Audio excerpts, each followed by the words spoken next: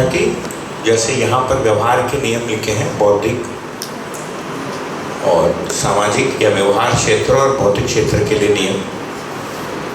इन नियमों को क्या कहा जा रहा है? एक तो ये मानव सहज है ना, मतलब मेरे भी सुखी होने का विधि है और प्रत्येक मानव के सुखी होने का विधि है। तो मैं नियमों का पालन करके जीता हूँ तो मैं स्वयं भी संतुलित रह पाता हूँ, और इन नियमों के साथ जब जीता हूँ तो सामने वाला भी उसको स्वीकार पाता है।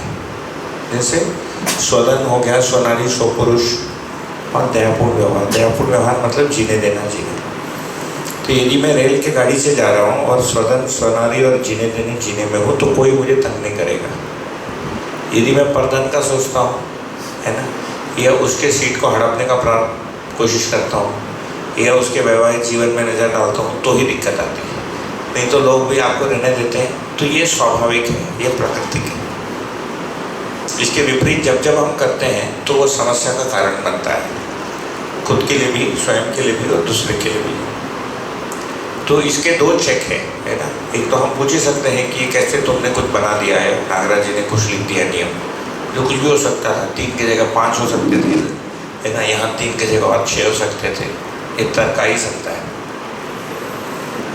लेकिन इसके लिए उत्तर क्या है? एक तरफ एक तो अस्तित्व ऐसा है, ये समझ में आता है, इसीलिए मानव भी अस्तित्व के प्रतिरूप के रूप में होना चाहता है। एक दूसरा, मुझे भी यही स्वीकार होता है।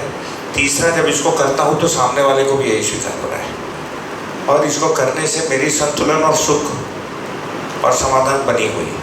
इतना सारा चेक बैलेंस है उसमें, अस्तित्व के स्तर पर, मेरी स्वीकृति के स्तर पर, है ना, जीने में सुलभता के आधार पर, सामने वाले के स्वीकृति के आधार पर, और इन सभी से मेरे अंदर जो सुख या शांति अनुभव होता है वो फिर उसका अंतिम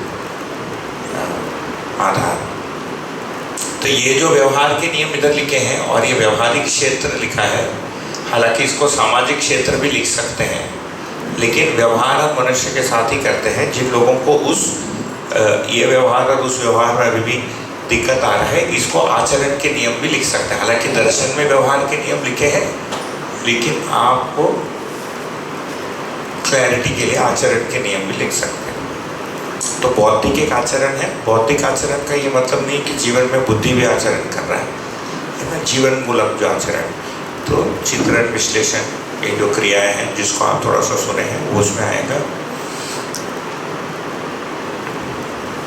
ठीक है, इसको एक एक करके हम और आगे बढ़ाएंगे, मतलब इसमें से इनकी डिटेल्स में हम जाएंगे। तो ये व्यवहारिक क्षेत्र में ये जो व्यवहार के नियम आचरण है, इसके लिए और एक शब्द हम दे सकते हैं, नियंत्रण या स्वनियंत्रण, सेल्फ रेगुलेशन। मैं अपने आप को कैसे नियंत्रित करूं? स्वधन स्वनारी स्वपुरुष दयापूर्ण कार्यव्यवहार पूर्वक नियंत्रित करूं। अपने बौद्धिकता को कैसे नियंत्रित करूं? असंग्रह, स्नेह, सरलता, अभय और विद्या के आधार पर। प्राकृतिक क्षेत्र में मैं कैसे नियंत्रित करूं? तो पूरकता और संतुलन को ध्यान में रखते हुए मैं अपना आचरण कर पाऊँ। जैसे ब्रेक के पहले बात हो रही थी, राहुल भाई ने मुद्दा रखा कि भाई प्राकृतिक संतुलन को हम ध्यान में रखते हुए उत्पादन या चीज़ को कैसे करेंगे, वो अपने में एक बहुत बड़ा चर्चा है। तो इसके 2 पार्ट हैं। एक तो मानसिक रूप में हमारे अंदर क्या स्पष्टता बन रही है, दूसरा आज के दिन हमसे कितना हो पाता है, और हमारी कुछ कुछ परिस्थितियाँ रहेंगी जिसको हम विश्लेषण करेंगे। आखिरी दिन, अंतिम दिवस उसको और अधिक बढ़ाएंगे, करेंगे।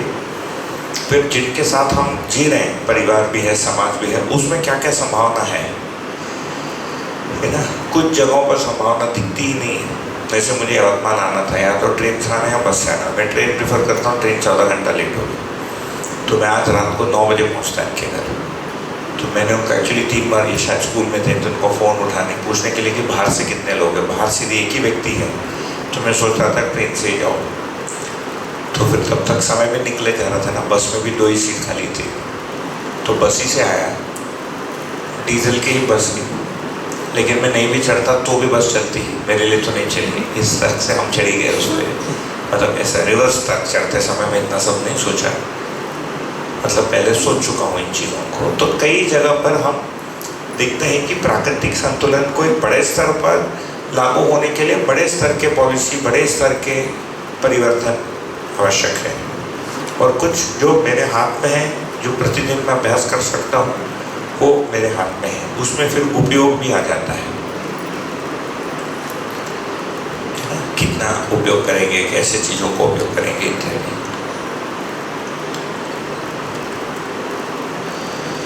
ठीक है, तो ये इसको आगे बढ़ाते हैं। तो मानवीयतापूर्ण आचरण में क्या क्या है? तो मानवीयतापूर्ण आचरण को लिखा है मूल्य, चरित्र और नैतिकता, जो आपको पढ़ने में आएगा, तो इसीलिए मैं उसको यहाँ पर लिख देता हूँ, फिर हम इसको देखेंगे। मूल्य, नैतिकता, और ये जो ऊपर लिखा है सामाजिक नियम, यही चरित्र है। चरित्र मतलब कैरेक्टर। कैरेक्टर का मतलब पूछेंगे तो चरित्र मतलब पहचान। समाज में जो छवि होता है ना, बोलते हैं वो लड़का का आदत ठीक नहीं है। मेरे दोस्त का विवाह था जबलपुर में कई वर्ष पहले, तो मैं गया, तो उसका बारात निकला रोड पे। मेरे से वो 8 साल पहले शादी कर लिया, तो 2002-1 में किया, मेरा 2008 में हुआ, लेट किया मैंने। तो वो रोड पे मैं पहली बार नाचा, क्योंकि उन लोगों ने फोर्स किया कि वो लड़के की ओर से, हम 2 ही लोग गए थे, तो बोले लड़के की ओर से तुमको डांस करना पड़ेगा। आई फेल्ट वेरी फूलिश, मतलब रोड पे नाचना है ना। तो रूम के अंदर तो ठीक था, कॉलेज टाइम में किए हैं, बट खड़े रोड पे लोग देख रहे हैं, बिना बेवकूफ़ जैसे नाच रहे हो ना, और ऊपर से ट्रैफिक भी रुक रहा है, वो लोग भी गाली दे रहे हैं। बोला यार क्या है। उस दिन मेरे ध्यान में आया कि ये जो घोड़े पे इसको ले जा रहे हैं, ये उसके चरित्र का चेक है। मैंने सोचा ये कहाँ से आया होगा। तो बेसिकली मेरा जो एस्टिमेशन है कि समाज में कुछ लोगों ने बोला इसको घोड़े पे खड़ा कर और बैंड बाजा कर, ताकि लोगों की नज़र पड़े इस पर। और यदि इसमें कोई खोट है, चोरी करता है, दूसरा कोई स्त्री को रखा है, या है ना गाली गलौज करता है, ये लास्ट चांस है, नहीं तो किसी लड़की का जीवन खराब होने जा रहा है, अभी भी रोक लो उसको। अच्छा, इसको बड़ा अच्छा लग रहा है, ये सूट बूट पहन कर बैठा है, एक्चुअली इसका चरित्र चेक हो रहा है ना। वो फोटो खींचा रहे हो, मतलब बेवकूफ, तो चोर है कि नहीं वो चेक कर रहे हो, है ना। इसीलिए तो रहा होगा बारात, बैंड बाजा। तो ये समाज में पहचान है। कोई भी चोर के घर अपने बच्चे को देना नहीं चाहता है, बेटी को।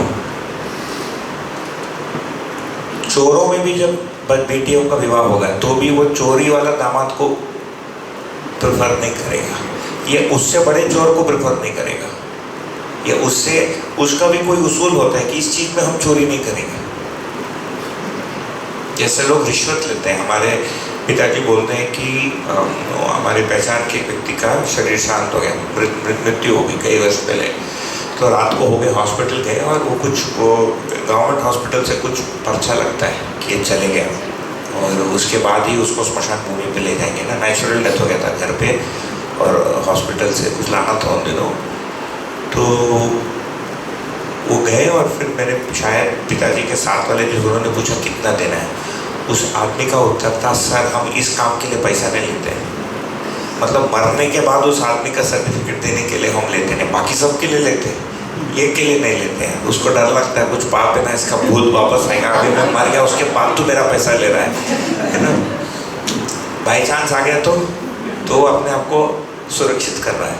तो ये समाज में पहचान। हम एक दूसरे से पूछते हैं आप क्या काम करते हो, मैं चोरी करता हूँ, नहीं बोल सकता कोई। आपके परिवार में कितने हैं? जी मेरे वैवाहिक, मेरी एक पत्नी है, इसके अलावा और 4 रखा हो। कोई नहीं बोलेगा, कोई बोलेगा, चुप आएगा।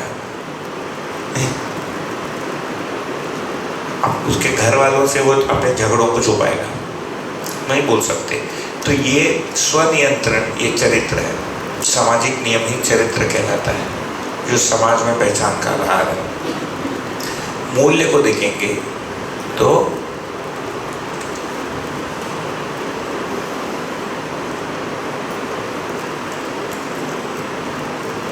सभी मानवों के साथ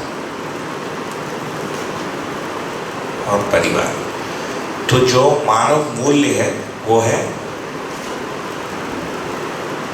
धीरता, वीरता और उदारता, है ना। इसी को मानव स्वभाव भी बोला है।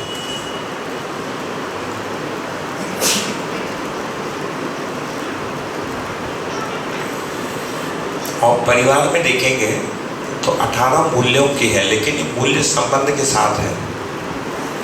ओके, तो 7 संबंध है।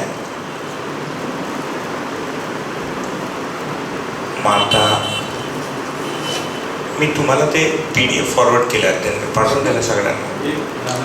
हां, आहे ना, आहे, ठीक है। तो माता पिता आप बताइए, और भाई बहन,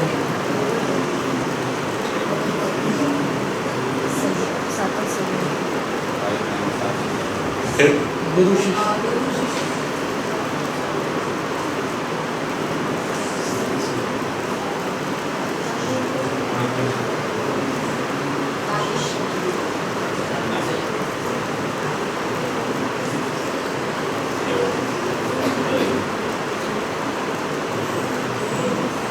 और हमें प्राकृतिक नियम वाले स्पेस को यहाँ यूज कर लेंगे। ये 7 संबंध हो गए, जो परिवार प्लस परिवार से इमीडिएट जो सराउंडिंग है उतने में हो जाता है। और ये जो मानव स्वभाव है ये इसी में व्यक्त होता है, ठीक से, धीरता, वीरता, उदारता, है ना। और उसको तृप्ति का स्रोत क्या है इन संबंधों में, मतलब क्या है। 7 संबंध का तात्पर्य है कि मानव लक्ष्य के अर्थ में, व्यवस्था के अर्थ में देखेंगे तो 7 प्रकार की पूरकता है। माता पिता एक पूरकता है जो एक बच्चे के लिए आवश्यक है ना। पति पत्नी एक पूरकता है, मित्र एक पूरकता है, ठीक है। साथी सहयोगी एक पूरकता है। इसको शॉर्ट में रख रहा हूँ अभी, शॉर्ट में मतलब संक्षेप में। तो इसमें हमको कुछ स्थापित मूल्य हैं और कुछ को बोलते हैं शिष्ट मूल्य। स्थापित का मतलब जो बना हुआ है, शिष्ट मतलब जो व्यक्त होता है।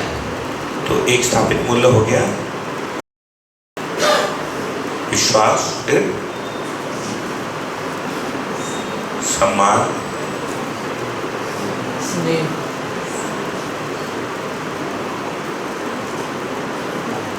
फिर गौरव,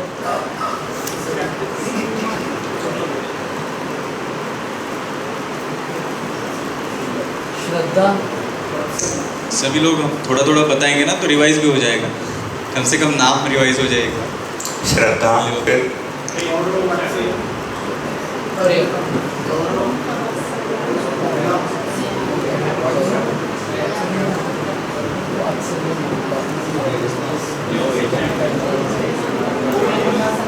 वात्सल्य और प्रेम। तो ये मूल्य मतलब क्या है, इसको यदि सोचेंगे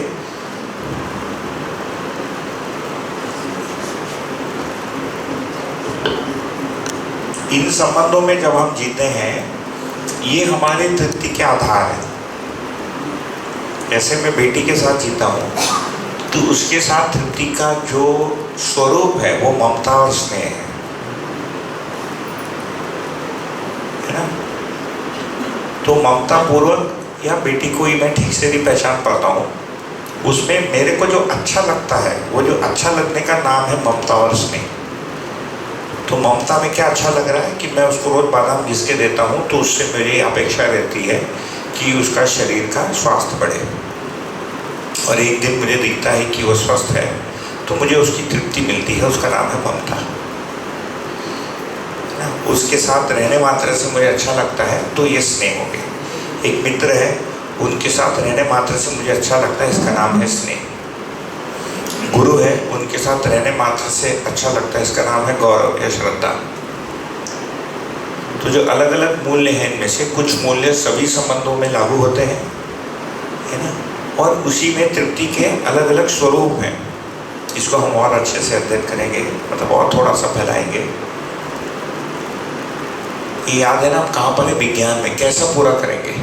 मानव के साथ संबंध में स्वनियंत्रण तो कर लिया। समाज के स्तर पे हम समाज में स्वधन स्वनारी स्वपुरुष दयापूर्ण कार्यवाह पूर्वक जिएंगे, हमने तय कर लिया। परिवार के अंदर बंधक होना रेयर है, होता है लेकिन कंपैरेटिवली कम है। परिवार में ही चोरी, हालांकि डिस्प्यूट बहुत सारा होता है परिवार के अंदर ही, पर नारी पर पुरुष भी रेयर है। रेयर मतलब दुर्लभ है, होता है, कम है। फैमिली के अंदर ही अफेयर हो जाना पेपरों में तो आता ही है, तो इसका मतलब हो रहा है, तो घटना तो रिपोर्ट कर रहे हैं। पर पीड़ा तो होता ही है, लेकिन संतुलित है। कितना भी झगड़ा कर ले उसके बाद साथ में झेलते ही। पर पीड़ा का मतलब हम आगे देखेंगे जब उसको खोलेंगे, तो दूसरे के पतन के लिए काम ना करना, उसके नाश के लिए मैं सोचूं, फिर योजना बनाऊं और खत्म कर दूं। होता है कभी कभी। कुछ लोगों का बोलना है कि सीनियर अंबानी ने जूनियर अंबानी का किया।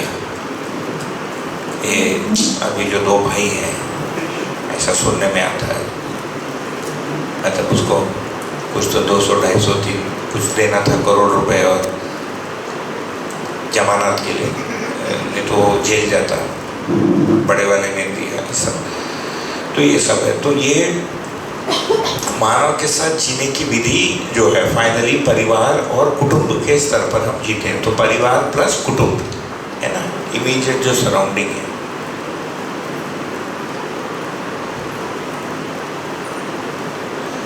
तो ये व्यवहार का विज्ञान इसमें काम करता है, और इसकी डिटेल में हम और देखेंगे। उदाहरण के रूप में कैसे मित्र हैं, भाई मित्र संबंध एक है तो उसमें विश्वास हो गया, सम्मान हो गया, स्नेह हो गया, है ना, आधार मूल्य।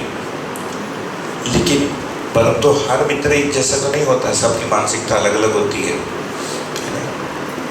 तो उनके साथ कैसे रहें, फिर उसमें भी जागृति क्रम में कैसे रहें, जागृति पूर्वक कैसे रहें, इसमें अंतर आएगा। ठीक है, ये तो केवल हम लिस्ट कर रहे हैं ना, सिलेबस हमारा बन रहा है ना। आगे के 2 दिन क्या करना है, 2-2.5 दिन, फिर अंतिम दिवस तो आगे का यात्रा जर्नी के बारे में थोड़ा सा बात कर लेंगे। तो इसके शिष्ट मूल्य हैं, बताइए। आपके व्हाट्सएप में PDF तो है, खोल के पढ़ने का भी। अब तो गो बैक टू स्कूल, अब स्कूल जाना पड़ेगा, दूसरा कोई विधि नहीं है। स्कूल PDF शेयर नहीं किया, आपको भेजा, अभी चाहिए तो आप कर लीजिए, चाहे वो, क्योंकि वो हार्ड कॉपी नहीं है तो खोल के एक बार पढ़ लेंगे। फिर मेरा थोड़ा ये भी बनता है कि होते समय कौन कौन से मुद्दे उसमें से हम देखकर मतलब निर्णय लेंगे कितने पर कवरेज हो गया, कितना नहीं हुआ है। मैंने यहाँ बैठे ही आपको भेजा है, यहाँ ऊपर सिग्नल आ रहा मेरा, बाकी रूम इसमें नहीं आ रहा है। सामाजिक नियम पूर्वक जीना चरित्र,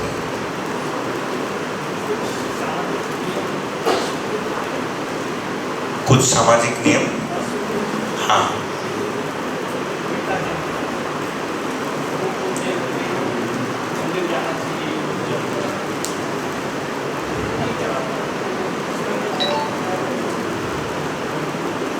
नहीं, यहाँ पर वही। तो अभी हम 3 चीज़ों में इसको देखेंगे। ये जो आप जो कह रहे हैं कि सामाजिक नियम में अभी कुछ समाज के नियम हैं, हमको स्वीकार नहीं होता है इत्यादि, ये है जागृति पूर्वक जीने का स्वरूप, है ना। जागृति इतना है, ओके। फिर भ्रमित स्थिति में लोगों ने अपना अपना कुछ कुछ बनाया है इसका, ठीक है। भ्रमित स्थिति में लोगों ने अपना अपना बनाया है, और यहाँ से वहाँ जाने का क्या रास्ता है, इसको हम अध्ययन कहेंगे, या जागृति क्रम। हालांकि जागृति क्रम यहाँ से भी शुरू हो जाता है। ये जागृति का स्वरूप, उसके संदर्भ में सामाजिक नियम को हम सोच रहे हैं कि एक जागृत मानव जो आचरण करेगा या करता है, तो हमको जागृति पूर्वक आचरण करना है कि नहीं, यस, है ना। मानवीयता पूर्वक हमको जीना है कि अमानवीयता पूर्वक जीना है। तो ये जो भ्रमित स्थिति है, इसका नाम दिया है जीव चेतना। इसमें इसका नाम है जीव चेतना। जागृति का मतलब है मानव चेतना। जीव चेतना में क्या है? अमानवीयता प्लस मानवीयता का लक्षण। लेकिन मानवीयता रहता नहीं, स्टेबल नहीं है, अनस्टेबल है। मतलब डैश डाल देता हूँ, मानवीयता जैसे लगता है लेकिन रहता नहीं है। हम हमारे फ्रेंड के यहाँ मिलने जा रहे थे पूना में, उनका एक वो है सेंटर, तो वहाँ पर हैप्पी थॉट्स बोल के चलता है, इधर पता नहीं है या नहीं, हैप्पी थॉट्स। तो वो हैप्पी थॉट्स वालों का आश्रम वहीं पर है, इनके घर के बगल में। हमको कोई गाड़ी नहीं मिली तो हम लोग थोड़ा दूर चले गए, और तो अंधेरा भी हो रहा था, थोड़ा सा हल्का वर्षा भी होने लग गया। तो एक मारुति कार जा रही थी, हम 2 लोग थे, 3 लोग थे, कार में 2 लोग थे, तो 3 लोग को अपना जगह था पीछे। तो गाड़ी रुकी और बोले कि आगे छोड़ना है। मैंने कहा छोड़ दो, अच्छा रहेगा। सिटी के ही लोग थे, गांव का इलाका था, तो हमको देख के भी वो लोग पहचान गए होंगे कि सिटी के हैं। तो जो गाड़ी चलाने वाला है, तो ऑलमोस्ट हम लोग तैयार हो गए गाड़ी में घुसने के लिए। गाड़ी चलाने वाला जो है उसने पूछा की कुठं हॅपी थॉट चाललाय का? बोला नाही, त्याचं शेजारी आमच्या मित्राचं घर आहे तिथं चाललो. नाही मग आम्ही तुम्हाला नाही घेऊ शकणार बोल के चले गए. यार बड़ा हैप्पी, हमको अनहैप्पी करके हैप्पी हो रही है ना. हैप्पी थॉट्स का स्टिकर वो लगाया है, ये कौन सा थॉट है यार? मैं हैप्पी थॉट से जुड़ा नहीं हूँ इसलिए तो मुझे अनहैप्पी कर देगा, है ना. तो ये क्या है, हैप्पी थॉट्स के कुनबे के अंदर मानवता का लक्षण दिख रहा है, उदारता या धीरता. उसके बाहर मैं करने को तैयार नहीं हूँ, जिसको सामुदायिकता या समुदायवाद करेंगे. या एक ही व्यक्ति में किसी समय में धीरता दिख रही है, दूसरे समय में अधीर हो जा रहा है. एक कंडीशन में वो उदार है, दूसरे कंडीशन में कृपण हो जा रहा है. ये सब जीव चेतना या जागृति क्रम अध्ययन, इसमें ना वो अध्ययन में क्या होता है उसका बहुत डिटेल में नहीं जा पाएंगे. ब्रॉड एक डिस्टिंक्शन बताओ. तो ये जितनी भी चीजें हैं इसका एक भ्रमित परंपरा का चित्र बनाएंगे तो बहुत सारा निकलेगा. ऐसे कई सारे कम्युनिटी महाराष्ट्र में ही है जहाँ पर चोरी करना पेशा है. उसका एक कुछ नाम है, मैं भूल गया. आरती एक है, मतलब वो करना ही पेशा है, उसको सही माना गया है. तो उनके लिए तो वो धर्म ही है ना. हमारा धर्म यह है कि हम 2 महीने में एक बार बगल वाले गांव में जाके 2 बकरी उठा के ले आएंगे. ये धर्म है, संवैधानिक है भाई, लॉ कॉन्स्टिट्यूशन है वो. जैसे भी रशिया घुस गया यूक्रेन में, बोलता मेरा है. चाइना घुस गया अरुणाचल में, बोलता मेरा है. उसको लॉ बना दे रहा है. हम बोलते नहीं तुम्हारा नहीं है, कोई मानने को तैयार नहीं. चाइना अरुणाचल को ले रहा है, उसको पाकिस्तान लेना चाहता है, कश्मीर को, है ना, सोन. तो वैसे ही स्वनारी स्वपुरुष में भी अलग अलग लॉज है सबके, नहीं, अलग अलग कम्युनिटीज़ में, अलग अलग धर्मों में, अलग अलग कल्चर्स में. जैसे कुछ अफ्रीकन कल्चर्स हैं. इंडिया में भी एक, आई थिंक उड़ीसा में है या झारखंड में है, एक महिला होती है और अनेक हस्बैंड होते हैं. उल्टा होता है, कई इसमें एक हस्बैंड हो सकता है, मल्टीपल वाइफ अलाउड है, कुछ में 2 तक अलाउड है. तो फिर वो परनारी पर पुरुष नहीं कहलाएगा, क्योंकि वहाँ की लॉ है वो. ठीक है. पर पीड़ा किस बात को कहेंगे? जैसे यहाँ की जो एक बोलचाल की शैली, हालांकि मैं भी सिटी के अंदर घूम के नहीं देखा, हो सकता अलग हो. हरियाणा तरफ जाएंगे तो लोग रफ भाषा, उनका नॉर्मल भाषा ही लगेगा आपको कि ये परपीड़ा कर रहा है, जबकि वो केवल बात कर रहा है. हमारे एक फ्रेंड है हरियाणा के, जो ये बहुत पहले ही शिविर वगैरह किए हैं, वो बताए कि हरियाणा में ये कंप्लेंट आता था जो स्टेट ट्रांसपोर्ट में कि उनका बिहेवियर बहुत रफ है. तो एक एजेंसी को बुलाया गया और उसको मतलब कस्टमर फ्रेंडली बनाने के लिए ट्रेनिंग दी गई. तो ट्रेनिंग के बाद क्या बताया गया कि जब लोग चढ़ते हैं बस में तो बस फुल स्टॉप एक तो करोगे, रनिंग बस है ना, नहीं तो बस को रोकेगा नहीं, सेकंड गियर में लाएगा और आपको भाग के कूदना है ना. और बोलेगा आओ जी, है ना, वेलकम जी, ऐसा कुछ बोलने गया. तो वो हंस के बोल रहा था कि जो देखा गया है कि फिर कंडक्टर बोलता था आओ जी वेलकम जी, और आगे वाले को देखकर जो सामने खड़ा उसको बोलता अबे आगे जाके मर ले, है ना। तो उसको इतना ही बोला गया कि आने वाले लोगों को वेलकम करो, जो पहले से अंदर है उसको तो हो गया वेलकम, उसको बोलता अबे आगे जाके मर ले, मारेगा क्या मुझे। अब उसको बोलना क्या चाह रहा है, पूरे सर का बोल क्या रहा है, आगे जाके मर ले। जो इंटेंट है वो तो है पूरे सर का, आगे बढ़ो। विधि क्या है तो ये जो भाषा से रिलेटेड जो चीजें हैं ये आपको अभी के परंपरा में देखेंगे तो बहुत इसमें वैरायटी दिखेगी। ओके, यहाँ जो बात हो रही है वो जागृति क्या है, जागृत ज्ञान क्या है, जागृति योग्य ज्ञान, जागृति योग्य विवेक और जागृति योग्य आचरण का स्वरूप क्या है। फिर वो हमारे लिए मेरे लिए आवश्यक है कि नहीं, ये दूसरा निरीक्षण का बिंदु।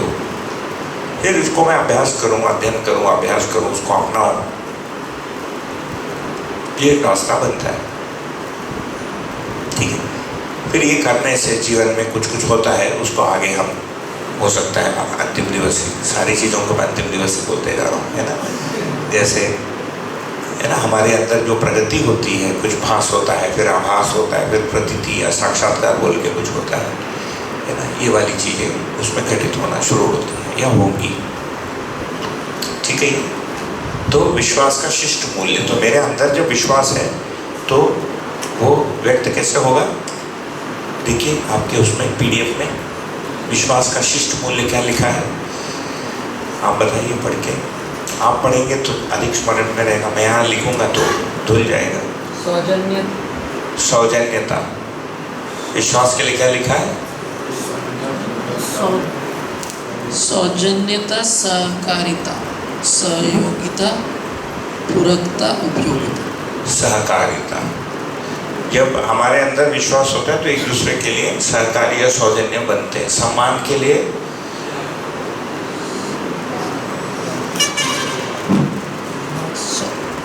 सौहार्द्रता, सौहार्द्रता, सौहार्द्रता का मतलब है कि आदर करना, सम्मान यदि है तो आदर करेंगे। ठीक है, ममता,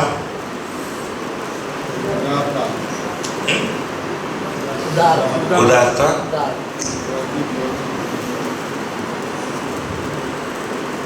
स्नेह, निष्ठा, निष्ठा,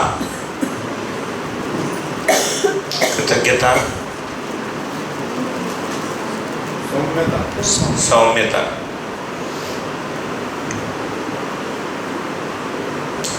गौरव,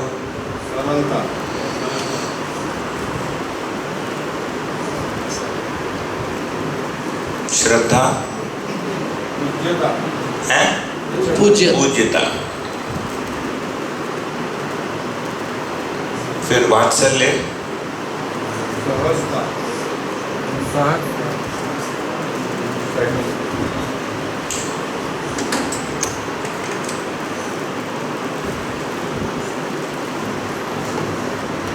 ये थोड़ा गरीबी हो गया।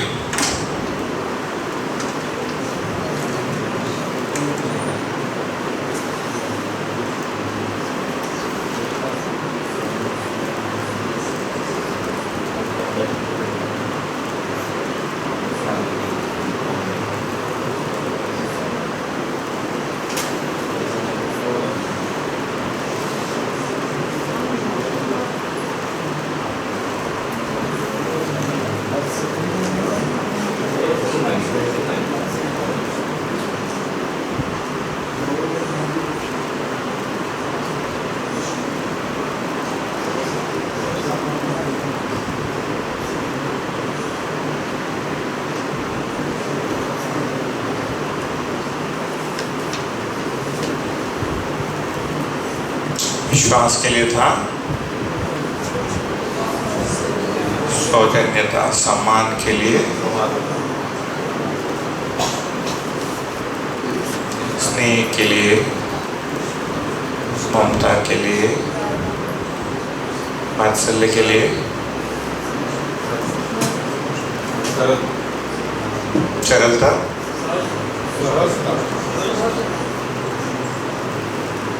गौरव के लिए, श्रद्धा के लिए, कृतज्ञता के लिए, प्रेम के लिए,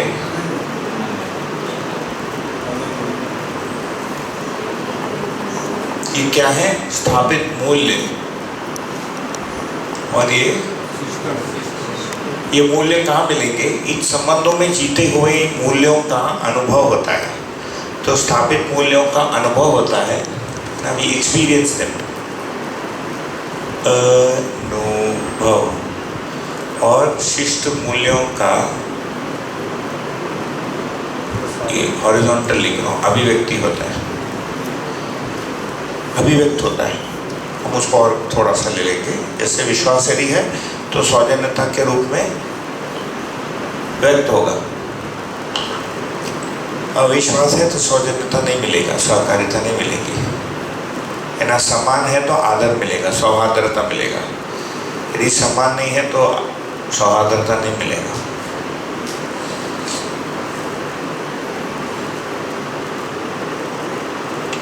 फिर कई बार भाषा की फाइननेस भी एक अलग चीज़ है। हमारे क्लोज रिलेटिव बॉम्बे के हैं, मेरे से छोटी है। मैं जब फ़ोन करता हूँ तो फ़ोन पे बोलते हाँ बोल, है ना। जो मैंने रिश्ते में हमारी मतलब कज़न की वाइफ है ना, ऐसा छोटे आयु, यदि कोई कानपुर से है और उसकी कज़न की छोटे कज़न की वाइफ है और उसने यदि बोला हाँ बोल, फिर तो कोर्ट केस हो जाएगा सीधा, मतलब बहुत बड़ा उसको अपमान माना जाएगा। बॉम्बे का भाषा अलग, बोलिएगा, बोलिए जी, इतना लंबा चाहिए।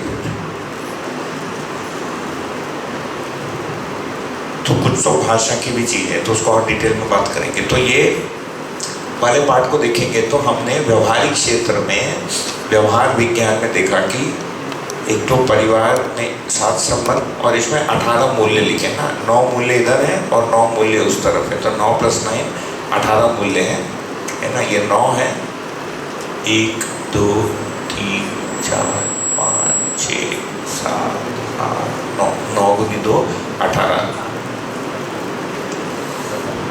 ठीक है। और ये 3 मानव मूल्य हो गया, ठीक।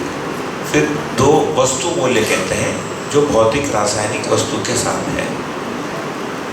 तो इसको तो हमने, आपको याद होगा, इसमें हमने यहाँ पर ये जगह ले ली। मानवों के साथ बड़ा क्षेत्र है। वस्तु मूल्य 2 हैं, जो तृप्ति का स्रोत है, उपयोगिता और कला है। उपयोगिता मूल्य और कला मूल्य। किसी भी चीज़ को, हमारे घर का फ्रिज खराब हो गया, तो मैं जब नहीं था तो घर वालों ने, वो कई 12 साल पुराना हो गया ना, चलना बंद हो गया, चीज़ें खराब हो गई, उसको बाहर फेंक के नया खरीदेंगे। तो मुझे पता चला लास्ट मोमेंट पे मैंने फ़ोन किया, बोला 2 दिन रुक जाओ, मैं आ रहा हूँ। तो 2 दिन के लिए दूध कहाँ रखेंगे? तो पता चला नेबर के पास एक एक्स्ट्रा फ्रिज वाला ले लो उसको। तो दूर का ही कोई रिश्तेदार है, तो एक्स्ट्रा फ्रिज रख लिया नेबर का। तो आने के बाद मैंने वो व्यक्ति को बुलाया, वो उसका कंडेंसर और कुछ गया था, 1500 रुपये में ठीक कर दिया। बाहर से फ्रिज एकदम गंदा हो गया, तो उसका पेंट निकल गया था। मैं वैसे भी वेला हूँ, करने के लिए कुछ है नहीं पूरा में, तो दुकान जाके स्प्रे पेंट लेकर आया, उसी कलर का सिल्वर का स्प्रे पेंट मिला, तो फ्रिज के उसको सामने से पूरा स्प्रे पेंट कर दिया, एकदम नया दिखता है ना सिल्वर। उसकी हैंडल टूट गई थी, तो एक टेप मिला मुझे उधर पुणे में, डू इट योरसेल्फ की स्टोर है, अमेरिकन DIY, US ब्रांड भी इधर भी आ गया। बट यहाँ तो इंडिया में कोई भी अपने आप कुछ काम नहीं करता, हर चीज़ के लिए कोई चाहिए, इलेक्ट्रिशियन को बुलाओ, इट विल क्लोज डाउन। अंग्रेज़ जो है हाथ से करता है, क्योंकि लेबर महंगा है। यहाँ सस्ता है, यहाँ 250 रुपये में प्लम्बर आ जाएगा, कोई 150 का टेप थोड़ी खरीदेगा, है ना। पानी की लीकेज फिक्स करने का, तो उसके हैंडल को भी मैंने वो पानी को लीकेज फिक्स करने के टेप से करके फ्रिज को अंदर से साफ़ किया, है ना। उसमें स्टेन लग गए थे, तो स्टेन रिमूवर डाल के एक पूरा दिन लगा मुझे करके, मुझे अच्छा लगा, है ना। एक तो नई फ्रिज लेनी नहीं पड़ी, तो लगभग 32,000 रुपये भी बच गए। दूसरा अननेसेसरी जो एक नया फ्रिज लेना था वो तृप्ति भी मिली, वो उपयोगिता मूल्य है। तो जो वस्तु के साथ हम कार्य करते हैं उपयोगिता, जैसे आप हलवा बना रहे हो तो गाजर को हलवा में कन्वर्ट कर दिया तो अच्छा लगता है।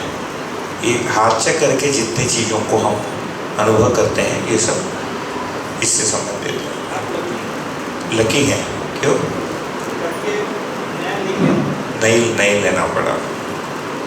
क्योंकि घर में मेरी पत्नी को तो ठीक ही था और पेरेंट्स मान गए, और पहले से डांट पटक के रखा हूँ तो अभी तक चलता है। तो उनको लगता है नहीं मानेंगे तो आके चिल्लाएंगे, इससे अच्छा मत लो, है ना। हालांकि अभी नहीं चिल्लाना पड़ता है, 2-4 साल में एक बार करने से चलता है वो गुस्सा। ड्यूरेबिलिटी ज़्यादा है। बेटी के साथ भी ऐसे ही, उसको लास्ट एक बजा है 2-2.5 वर्ष हो गए, 3 वर्ष हो गए, अभी तक चल रहा है उसका प्रभाव। अभी केवल मुझे देखना पड़ता है, उसको पुरानी चीज़ स्मरण आती है, शांत हो जाती है। कभी कभार रेयरली, एक बिल्कुल ही अनियंत्रित हो गई थी ना एक समय, बार बार करने से फिर खत्म हो जाता है। ठीक है, तो ये उपयोगिता कला मूल्य, तो ये 2 हैं। ओके, फिर जीवन मूल्य हमको मिलते हैं 4, और यहाँ प्लस 3 मूल्य हैं जो अति मान्यता का स्वभाव है, जिसको मैंने यहाँ लिखा नहीं, अभी वो अपने लिए थोड़ा सा नेक्स्ट स्टेप है। उसको लिखा है दया, कृपा, करुणा। यहाँ मैं लिखूंगा, आपको लिखना धीरता, वीरता, उदारता, दया, कृपा, करुणा।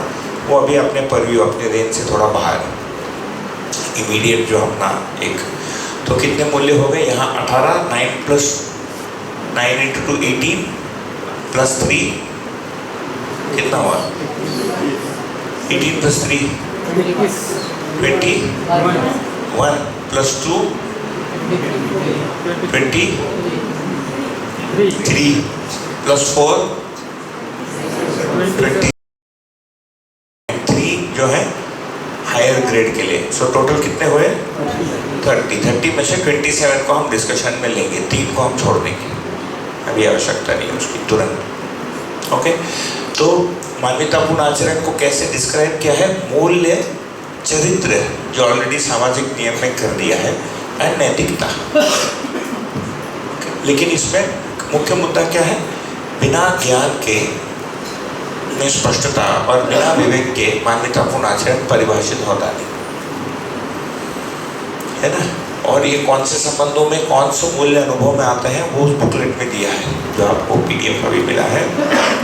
नैतिकता को यदि देखेंगे तो पुनः ये भी इंटरेस्टिंग है कि इसमें भी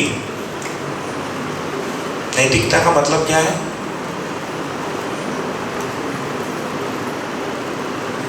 नैतिक शब्द है मराठी में? नहीं, नैतिक म्हणजे काय? अनैतिक म्हणजे काय?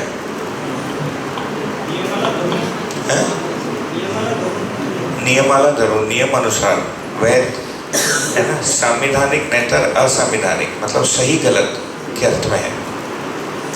तो इन सभी में सहीपन को बना के रखने का एक पॉलिसी बनाना, इसको एथिक्स भी बोल सकते हैं, इंग्लिश में भी चाहते हैं तो एथिक्स या पॉलिसी, ये नैतिकता है। तो नैतिकता का क्षेत्र को यदि देखेंगे तो पुनः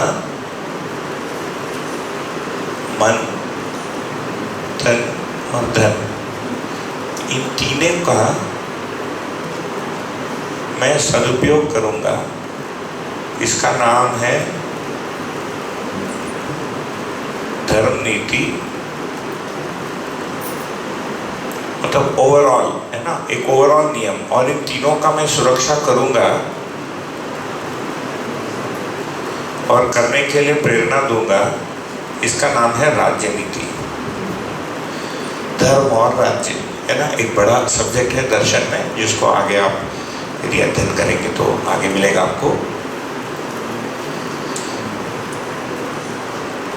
ये जो हमने बौद्धिक नियम यहाँ इम्प्लीमेंट क्या किया था नियंत्रण के रूप में, है ना, धन में असंग्रह पूर्वक जीऊंगा, तनपूर्वक व्यवहार में इसलिए सरलतापूर्वक जीऊंगा और मन को अवयव विद्या से बांध के रखूंगा।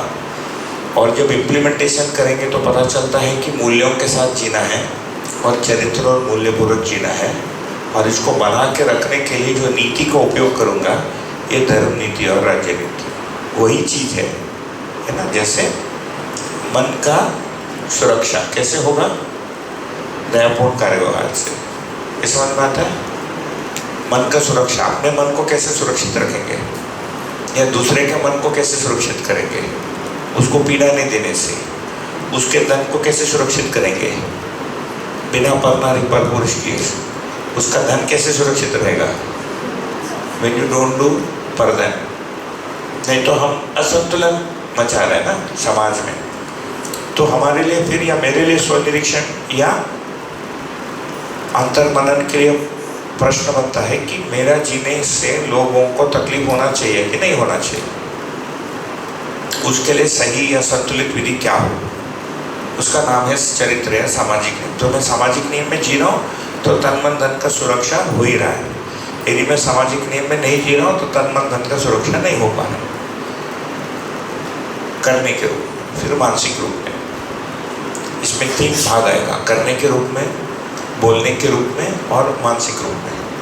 कुछ लोग बोलते हैं, है ना। जैसे हमारे स्कूल का जो एक व्हाट्सएप का ग्रुप बना है, तो कई वर्ष पहले किसी ने मुझे उसमें डाला। उसमें जो 18 साल के लड़के कॉलेज के टाइम में जो बातें और एक दूसरे के साथ जो फोटो एक्सचेंज करते हैं वही चल रहा था, है ना। अभी ये सब 45 साल के आयु के हो गए। मैंने 60% यूएस में है।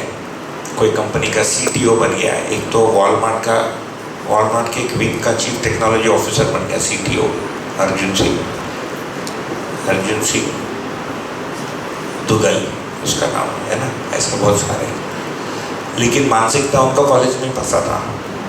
बच्चा घर कुछ नहीं रहे, सब बीवी बच्चे वाले हैं। और तो मैं उससे निकल गया तो फिर से किसी ने डाला, तो फिर मैं निकल गया। तीसरी बार फिर से किसी ने डाला, फिर मैं निकल गया। फिर किसी ने लिखा कि मेरा सरनेम नरसिम्हन है, तो स्कूल में सरनेम से बोलते थे, नारा बोलते थे सरनेम से। तो किसी ने लिखा नारा बाबा बन गया है। मतलब ये मतलब गंदे जोक और इन चीज़ों को डिस्कस नहीं करना चाहता। मुझे देख के लगा कि इसमें मज़ा नहीं आ रहा है। मतलब कुछ सेंस तो चाहिए ना। तो इन नीतियों को हम यदि अपनाते हैं तो हर मानव इन धर्म नीति और राज्य नीति पूर्वक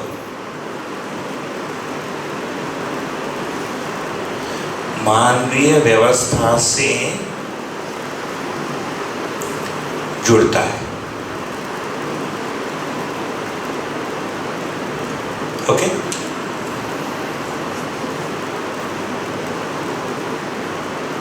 ये मूल्यों के द्वारा हम परिवार से जुड़ते हैं और चरित्र के द्वारा किससे जुड़ेंगे?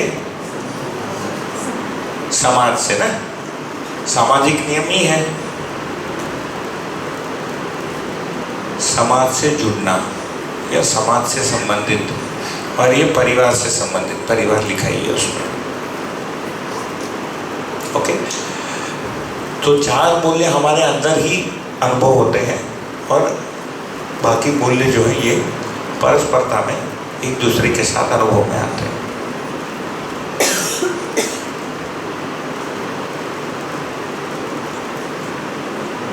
अभी भी इन मूल्यों का हमको थोड़ा मोड़ा मतलब कुछ न कुछ अनुभव है ही। अभी भी इन 7 संबंधों में कुछ न कुछ हम जीते ही हैं। कोई नया संबंध कहीं से आ गया, एक विचित्र सा संबंध। मनुष्य और चिंपैंजी का संबंध अलग है, मनुष्य और कौवे का संबंध अलग, ऐसा नहीं है। ये 7 संबंध पहले से चल ही रहा है ना, हम ध्यान नहीं दिए रहते हैं। तो ये मिला के मान्यतापूर्ण आचरण। तो मान्यतापूर्ण आचरण को आप परिभाषा देखेंगे, उसमें लिखा है मूल्य, चरित्र और नैतिकता, इतना है। ओके, और ये विवेक है। और विवेक और मान्यतापूर्ण आचरण का ऐसा संबंध है, ये तीनों क्षेत्रों में लक्ष्य को स्पष्ट करना, पूरा करने की विधि को स्पष्ट होना, ये दोनों मिलके तो ज्ञान मतलब अस्तित्व दर्शन ज्ञान और जीवन ज्ञान प्लस विवेक प्लस विज्ञान इज इक्वल टू मान्यतापूर्ण आचरण। मान्यतापूर्ण आचरण का तात्पर्य कि यहाँ से लिखा वो कर्ली ब्रैकेट बनाया था, है ना, यहाँ तक मूल्य चरित्र नैतिकता बराबर मान्यतापूर्ण आचरण, उसमें विवेक मिला ही रहता है। तो दर्शन में ज्ञान विवेक विज्ञान ऐसे लिखा हुआ मिलेगा आपको, उसका मतलब इतना है।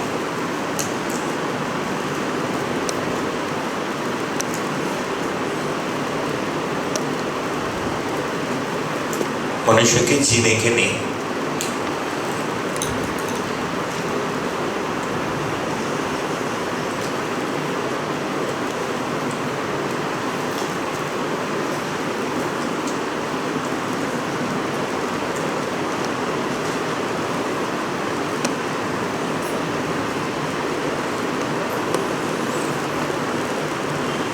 तो समाधान में क्या क्या आ गया देखिए, हम ये तीनों चीज़ों को लिखे थे। तो अस्तित्व दर्शन, जीवन ज्ञान प्लस विवेक प्लस मान्यतापूर्ण आचरण ज्ञान, इतना हो जाना बराबर समाधान, है ना। तो समाधान को यहाँ पर यदि लिखेंगे तो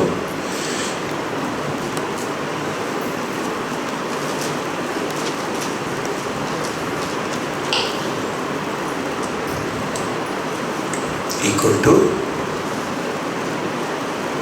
ज्ञान अस्तित्व प्लस जीवन ज्ञान प्लस विवेक प्लस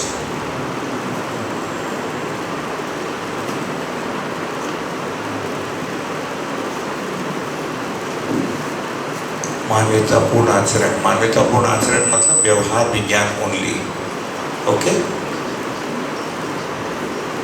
मतलब भौतिक विज्ञान इसमें नहीं है ना। साइंस जो हम यहाँ बता रहे थे ये भौतिक विज्ञान का, उसके साथ जीना कैसा है प्रकृति के साथ, प्राकृतिक नियम के रूप में है। तो इसके साथ जब हम जीते हैं तो क्या बनता है,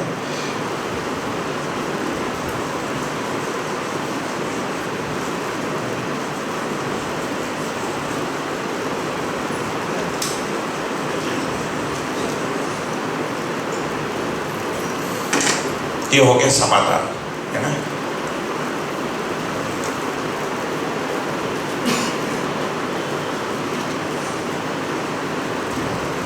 हाँ,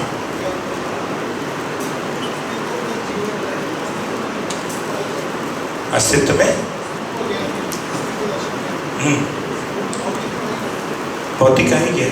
हाँ, नहीं वही, मतलब यहाँ के चर्चा में हम स्पेसिफिकली भौतिक विज्ञान को अलग से नहीं डिस्कस कर रहे हैं। भौतिक विज्ञान अभी चल ही रहा है, वो प्राकृतिक नियम अनुसार चले उतना पर होने से हो गया। अभी जितना भी एक्चुअली ज्ञान मतलब भौतिक विज्ञान में भी प्राकृतिक नियम नहीं, उसकी तकनीकी में चाहिए, टेक्नोलॉजी में प्राकृतिक नियम का ध्यान नहीं रखा जा रहा। बाकी तो ठीक है, हम यूज ही कर रहे हैं। जिस मैंने रूफ के नीचे आप बैठे हैं, इसके पीछे पूरा स्ट्रक्चरल इंजीनियरिंग का थियरी है ना। इसकी कितनी लंबाई है तो उसका बीम का कितना वो होगा, वो तो कैलकुलेशन है ना लोहे का, तभी तो बैठे हैं। फर्स्ट फ्लोर पर बैठे ना, अभी ये ग्राउंड फ्लोर पे, फर्स्ट फ्लोर पे है। तो ये फिर इस स्लैब पे बैठे, इसका भी नियम है। ये ऑडियो कम्युनिकेशन का भी एक नियम है। ये तो भौतिक नियम हो गया, बट उससे मैं अच्छा बोलूं कि बुरा बोलूं कि गाली दूं, ये मानव का नियम है। उसका जो उपयोग है, ठीक है, वो भौतिक विज्ञान और तकनीक व्यवस्था से जुड़ना जो लिखा है ये हाँ, नीचे में। हाँ, तो धर्म नीति तो समझ में आता है, तन मन धन का सदुपयोग, बट राज्य नीति में हमने सुरक्षा क्यों लिखा है? क्योंकि सुरक्षा मतलब हम लोग यानी जब पूरा व्यवस्थित हो जाएंगे व्यवस्था में तो फिर अभय तो वैसे ही प्रमाणित हो जाएगा ना। तो फिर व्यवस्था में सुरक्षा के लिए अलग से क्या उपयोग रहेगा? सही बात है, सुरक्षा के लिए अलग नियम नहीं है। मतलब जैसे सदुपयोग कर रहे हैं तो साथ में सुरक्षा होता ही है। दर्शन में सुरक्षा छोटी चीजों से लेकर पूरे मानव जाति तक एक उदाहरण के रूप में जैसे ये पेन है ना। अभी पेन का उपयोग का नियम क्या है कि भाई धर्म नीति है, इसका सदुपयोग तो सदुपयोग है कि कोई मानवीय चीजों के बारे के लिए इसका उपयोग किया, इसका अच्छा उपयोग हुआ। इसका सुरक्षा क्या है, ये कैप है तो मैंने इसको ढक के रख दिया तो ये सुरक्षित हो गया। तो मैं उसको ठीक से उपयोग करूँगा तो व्हाइट बोर्ड पे करूँगा, जमीन पे नहीं करूँगा, इस पे नहीं करूँगा तो खराब नहीं होगा। तो सदुपयोग के साथ इसका सुरक्षा हो ही रहा है। ओके, छोटी जगह पर तो ऐसे दिखता है। बड़े स्तर पर जब हम देखेंगे तो ये राज्य नीति जो सुरक्षा के रूप में लिखा है, ये आगे जाके मानव समाज की रचना के रूप में चीजों को सुरक्षित करने के लिए हमको क्या क्या करना है। जैसे अभी मैं जब बस से आ रहा था आपको उदाहरण दिया कि सुरक्षा का नियम क्या है, दोनों रहेगा। मतलब सदुपयोग यह रहेगा, धर्म नीति ये रहेगा कि वहाँ के सारे पुरुष सद आचरण सच्चरित्र के रहेंगे, मूल मान्यता। बाई चांस से somebody is getting funny ideas, है ना, तो उसके लिए सुरक्षा क्या है। यदि डबल सीट में एक महिला ने एक सीट बुक किया तो बगल वाला महिला ही होगा, पुरुष नहीं हो सकता। ये सुरक्षा की, ये राजनीति का इम्प्लीमेंटेशन का एक एग्जाम्पल है।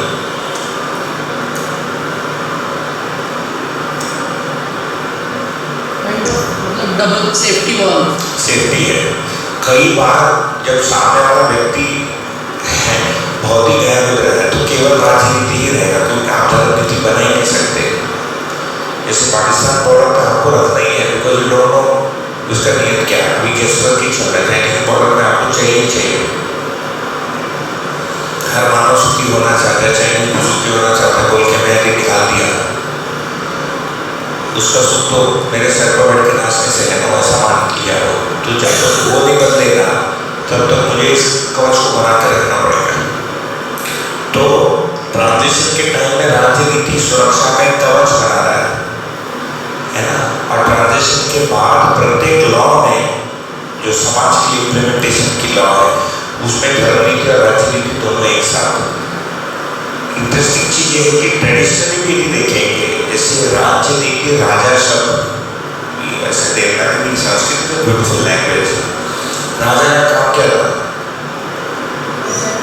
क्या था, सुरक्षा।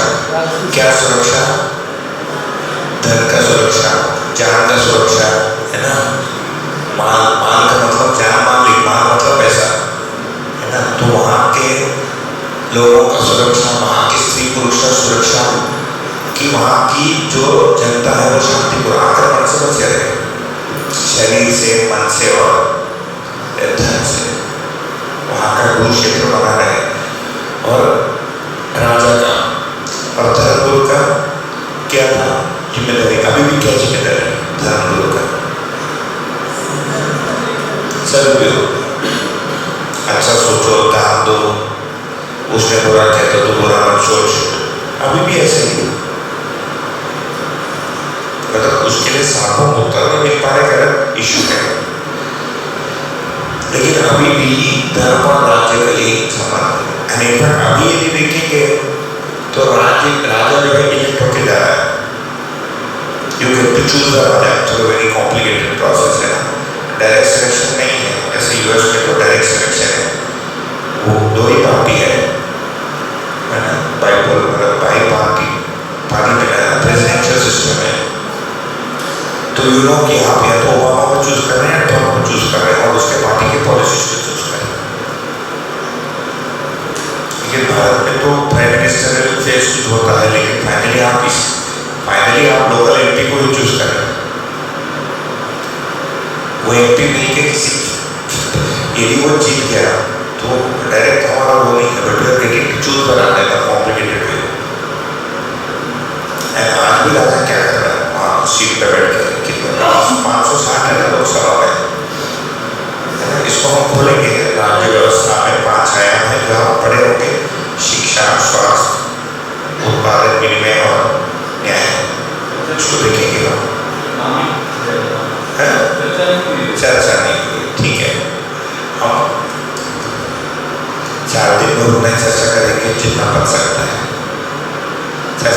के लिए बहुत है ना, लेकिन आप लोग जैसे जैसे करेंगे अभी तक ठीक है ना कि बहुत स्लो है, वो आपको बहुत ज़्यादा तो नींद नहीं आगे, ठीक है। तो ये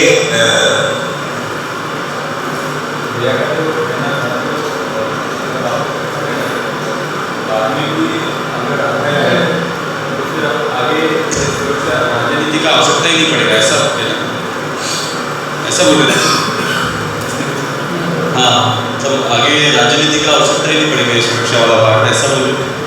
हाँ, मतलब वो बाबा जी ने वैसे ही सोचा है कि जो भी मतलब वो फिर उसमें समा जाएगा, धर्मनीति में राजनीति में राजनीति समा जाएगा, लेकिन राज्य का परिभाषा देखेंगे। राज्य का परिभाषा यहाँ पर है वैभव। तो पूरे मनुष्य के जीने का जो पूरा वैभव है वो सफल हो जाए, वहाँ तक जाता है राज्य। तो स्वराज्य के बारे में बात करेंगे, लेकिन अभी जिसको हम स्वराज बोलते हैं और यहाँ पर जो लिखा गया है वो अलग है। मतलब जागृत एक संसार की कल्पना करेंगे तो अलग निकलेगा। लेकिन आज के लिए मेरा ये उद्देश्य एक्चुअली कुछ भी नहीं था। आज के लिए उद्देश्य इतना ही था कि कुछ शुरू हो जाए आपके साथ। और वो इन्होंने बोला था कि 5 दिन में अस्तित्व दर्शन और जीवन पर क्रिया पर कुछ बात हुई है ना? तो हमने एक बेसिकली यदि समाधान के रूप में देखेंगे तो हम ये कह रहे हैं कि ये मानव का चाहना बराबर सुख इतने क्षेत्रों में है, तो इतने क्षेत्रों में समाधान की आवश्यकता है। समाधान कैसे बनेगा? समझ से बनेगा। समाधान समझ। क्या समझ? समाधान कैसे आएगा? सुख कैसे आएगा? समाधान से। क्या समाधान? इतने क्षेत्रों में, जीने के इतने क्षेत्रों में समाधान। समझ से क्या है? ज्ञान, मतलब अस्तित्व दर्शन और जीवन प्लस विवेक। विवेक का मतलब आगे लक्ष्य है ना, सत्य क्या है, असत्य क्या है, इसकी जानकारी होना। मान्यता को आचरण, मतलब इसको जी पाना, वैसे जीना, जिसको व्यवहार विज्ञान कहेंगे। इतना समाधान है। इतना समझ के साथ एक हो गया इतने का समझ, ओके, इसको समझना। फिर उस आचरण पूर्वक जीना। तो आचरण पूर्वक जीने से क्या होता है? तो हम व्यवहार भी करेंगे और कार्य भी करेंगे। जीने में क्या आएगा? व्यवहारिक क्षेत्र है तो पहले इसको समझ रहे हैं सारे चीजों को, फिर उसको जिएंगे भी, तो इसको जीना होगा। जीने से क्या हुआ? मेरे अंदर भी सुख मिला, प्लस सुख का स्रोत हो पाता। सुख का स्रोत होने से ये शिक्षा विधि से समझ का प्रवाह होता है। तो मेरे अंदर जो मैं समझ पाया और जिसको मैं जी पाया, इसको शिक्षा विधि से जब देते हैं तो समझ का प्रवाह होने से सामने वाले का समाधान होता है। उससे उसका कार्य और व्यवहार सुनिश्चित हो पाता है। इससे आगे जाता है, इससे आगे जाता है, इससे आगे जाता है। इससे जो है फाइनली समाज का सुधारना होता है। और ये पूरा मिलके इसका स्वरूप क्या बनेगा? अखंड समाज। और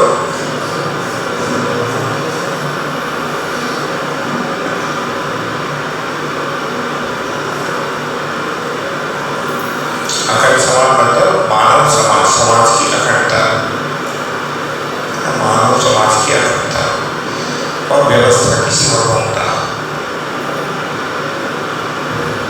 तो मानव समाज की अखंडता कब बनेगी? मतलब खंड नहीं। कितना छोटा काम है सोचिए। धर्म का खंड नहीं है, जाति का खंड नहीं है, है ना, लाभ का खंड नहीं है, अमीरी गरीबी में, तो वहां तक फाइनली हम जो चाहते हैं, हर मानव जो चाहता है वही है, चाहे आज संभव हो, चाहे 2000 वर्ष बाद संभव हो। अखंड समाज और व्यवस्था की सार्वभौमता चाहते हैं, मतलब सभी जगह व्यवस्था मानव के अनुकूल रहे। वो व्यवस्था का मतलब क्या है? उसको हम देखें। 5 आयाम है।